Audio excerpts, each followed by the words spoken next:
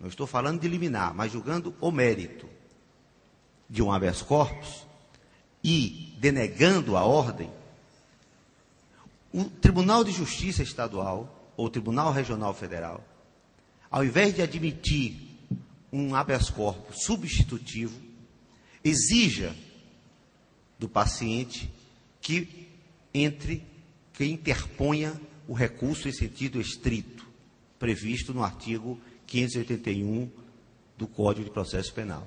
Sim, porque da denegação da ordem de habeas corpus está previsto um recurso em lei, recurso em sentido estrito. Então, o juiz pode muito bem dizer, na esteira dos precedentes, dos famosos precedentes, porque nós vivemos presos aos precedentes. E se a gente vive preso aos precedentes, a gente nunca evolui. E o direito não é isso. E hoje nós vivemos uma fase em que estamos presos aos precedentes. Há acórdão onde só há precedentes. Não há uma vírgula sequer da ideia transmitida pelo julgador. Então é bem possível que o Tribunal de Justiça, ou o Tribunal Regional Federal, se utilize deste precedente do Supremo para exigir que o paciente que teve sua ordem denegada por um juiz de direito ou um juiz federal interponha o recurso em sentido estrito e não o substitua por outra ordem de habeas corpus. Ora, é óbvio que isso é um prejuízo incalculável, é um prejuízo presumido para o paciente, porque a demora no julgamento de um recurso é muito maior, evidentemente, que a dilação que é sumária de um habeas corpus. Vocês imaginem esperar um recurso em sentido estrito para julgar uma decisão que denegou uma ordem de habeas corpus em primeiro grau. Um recurso em sentido estrito pode levar 1 ano para ser julgado pelo TJ ou pelo Tribunal Regional Federal. Uma terceira e última, há mais 2 decisões que eu queria fazer referência. Uma é a famosa jurisprudência pacificada na Suprema Corte, e que eu acho que já está na hora de acabar com ela, mas acho muito improvável que isso ocorra. Eu, por exemplo, como procurador de justiça, dos meus pareceres em habeas corpus, eu admito o exame de prova. Eu não vejo por que não admitir. Mas isso é algo pacífico nos tribunais, que não se admite exame de prova no habeas corpus, é um processo de cognição sumária, etc, etc, etc. Ora, isso torna, muitas vezes, praticamente impossível que se obtenha sucesso na impetração do habeas corpus. Por exemplo, quando se trata de um HC para trancar o processo, ou para trancar o prosseguimento de um inquérito policial. Como se conceder a ordem, ou mesmo denegá-la que seja, sem que se examine os autos do processo ou os autos do inquérito? Isso, evidentemente, que não é possível. Era preciso coragem dos nossos tribunais e era preciso autoridade intelectual dos ministros do Supremo Tribunal Federal para que, de uma vez por todas, afastasse esta confortável proibição de revolver matéria fática em sede de habeas corpus. Isso pode até ser possível no mandado de segurança, porque no mandado de segurança o que se defende, o que se garante, melhor dizendo, é um direito líquido e certo, mas não um direito à liberdade de locomoção, ao contrário do habeas corpus. Aqui vale rapidamente, pela autoridade do doutrinador, uma grande figura, um grande penalista, Alberto Silva Franco, processualista penal também, presidente de honra do IBCCRIM, do Instituto Brasileiro de Ciências Criminais. Alberto Silva Franco disse o seguinte: há certas situações, tratando exatamente dessa questão do exame de material fático no habeas corpus. Há certas situações, no entanto, que autorizam sua análise mais aprofundada. Por exemplo, nos casos em que se recorre ao habeas corpus para o trancamento de ação penal.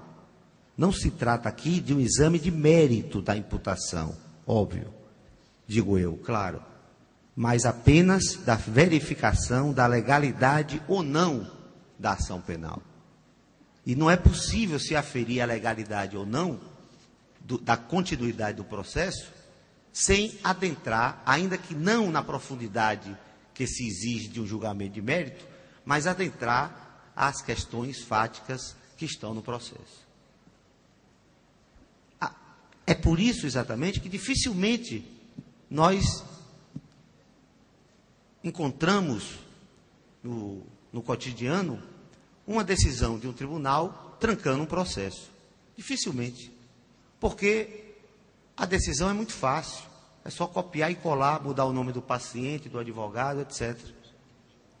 Não conheço o habeas corpus, ou conheço e denego a ordem, porque aqui exige exame aprofundado da prova, isso não é cabível no habeas corpus, e fim de papo. E, por fim,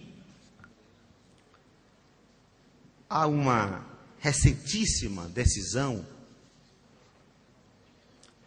do STF que julgou inadequada a utilização do habeas corpus. Esse habeas corpus é o de número 11.8913. 11.8913. Chega a ser engraçado essa decisão, cujo relator é o processualista civil Luiz Fux, que tem se mostrado muito fraco em processo penal e em direito penal.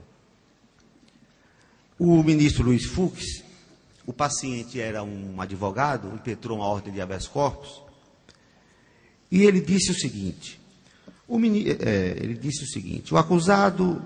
a acusação trata de crimes supostamente praticados por um advogado que tem o dever ético de velar pela inteireza da esfera jurídica das pessoas. Por isso, considero prematuro a utilização do habeas corpus, julgou extinta a ordem por inadequação da via eleita. Veja, palavras do ministro. A nossa jurisprudência tem sido bastante severa com a prática de ilícitos por parte de estelionatos advocatícios. O que é que tem uma coisa a ver com a outra? Pergunto eu. Por que inadequada a via eleita? Não há nenhuma inadequação. Você pode até denegar a ordem, mas fica até parecendo que eles não sabem a diferença entre uma coisa e outra. É óbvio que essa ordem deveria ser conhecida. Por que inadequada? Se ele estava preso. Agora, se ele estava preso preventivamente e a decisão era devidamente fundamentada, então denegue-se a ordem. Mas dizer, e o advogado estava preso, hein? Dizer que a ordem, dizer que o habeas corpus é uma via inadequada, qual seria então a via inadequada? A prevalecer essa tese, agora, uma das condições para o exercício do habeas corpus será o tipo de crime. Se for um crime grave, não cabe habeas corpus. Se se tratar de um estelionato advocatício, nas palavras do ministro, não se conhece o habeas corpus. Bom, já que eu falei da ação penal 470, eu quero apenas, sobre ela, me referir a uma questão de ordem que foi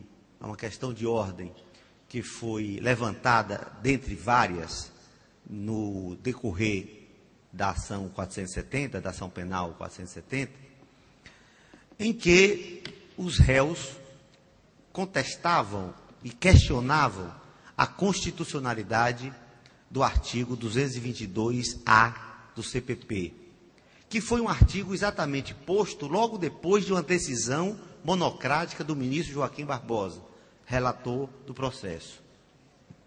Ele havia decidido,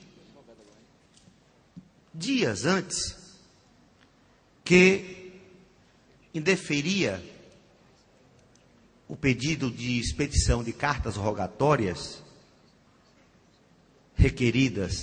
pedidos requeridos pelos réus, porque eles teriam que provar antes a imprescindibilidade daquele depoimento ou daqueles depoimentos para o processo, e mais, deveriam arcar com as custas do envio e da tradução da carta rogatória. Logo depois dessa decisão, tratou-se de acrescentar ao CPP, ao Código de Processo Penal, o artigo 222-A, que diz: as cartas rogatórias só serão expedidas se demonstrada previamente a sua imprescindibilidade, arcando a parte requerente com as custas de envio. Ora, como provarei a imprescindibilidade da ouvida de uma testemunha se ela não foi ouvida ainda? Isso só poderá ser aferido quando do depoimento. É óbvio que esse artigo é inconstitucional, tendo em vista o princípio da ampla defesa. Isso fere o devido processo legal. É direito do réu arrolar qualquer testemunha, inclusive uma testemunha que, porventura, resida em outro país. Daí porque a existência das cartas rogatórias. Outra coisa, a Constituição, ao privilegiar a ampla defesa, evidentemente que não autorizou ao Código de Processo Penal, ao legislador infraconstitucional, dificultá-la, exigindo, por exemplo, o pagamento das custas desta diligência. Quem deve arcar com este pagamento é o Estado, já que a Constituição garantiu a ampla defesa. A quem deveria pagar, eu só admitiria mostrar a imprescindibilidade, eu não admito em nenhuma hipótese, porque isso é ter bola de cristal. Mas pagamento de custas para o envio da carta precatória, da tradução, etc., quem deveria pagar era o Ministério Público, porque é o Estado, representa o Estado. Ou, na ação penal de iniciativa privada, o querelante. O querelante, ressalvado, evidentemente, aquele querelante que não tivesse condições de arcar com as despesas do processo. Mesmo porque, neste caso, está previsto no Código de Processo Penal que a ele será dado um defensor dativo. Então, para mim, só essas duas hipóteses para se exigir o pagamento das custas. O Ministério Público, que para isso o Estado tem condições, ou o querelante, se ele tiver condições. Se ele teve condições, por exemplo, de arcar com as despesas dos honorários advocatícios. Mas nunca, em nenhuma hipótese, o acusado ou o querelado. Porque a expedição de carta rogatória, a ouvida de uma testemunha, é um direito seu. É um direito que tem respaldo na Constituição, exatamente no princípio da ampla defesa. E você não pode restringir uma norma constitucional. Pelo contrário, pelo princípio da máxima efetividade da norma constitucional, você tem que dar a ela a maior elasticidade possível. Ainda mais quando se trata de um direito ou de uma garantia constitucional.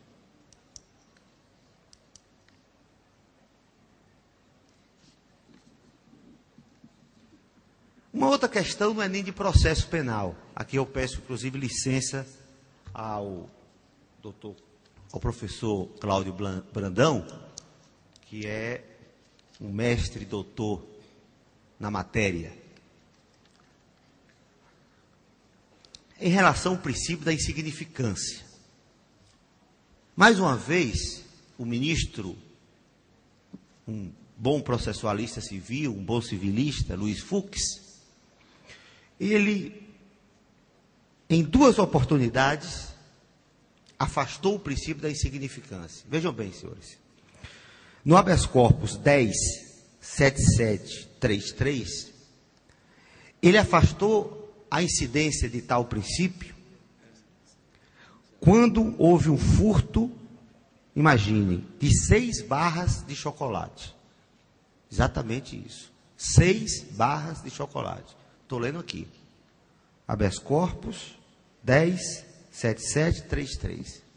Sabe qual foi o argumento? É que o furto dos chocolates foi para trocar por drogas. Então, como o furto se deu para que o paciente trocasse o dinheiro, R$ 31,80 foi a avaliação feita pelas barras de chocolate. Como isso serviria para ele comprar drogas, então afastou-se o princípio da insignificância. Olhe como é contraditório o ministro Luiz Fux. Em outro habeas corpus, esse de número 100.690, eu faço questão de dizer o número porque parece inacreditável. Esse de número 100.690,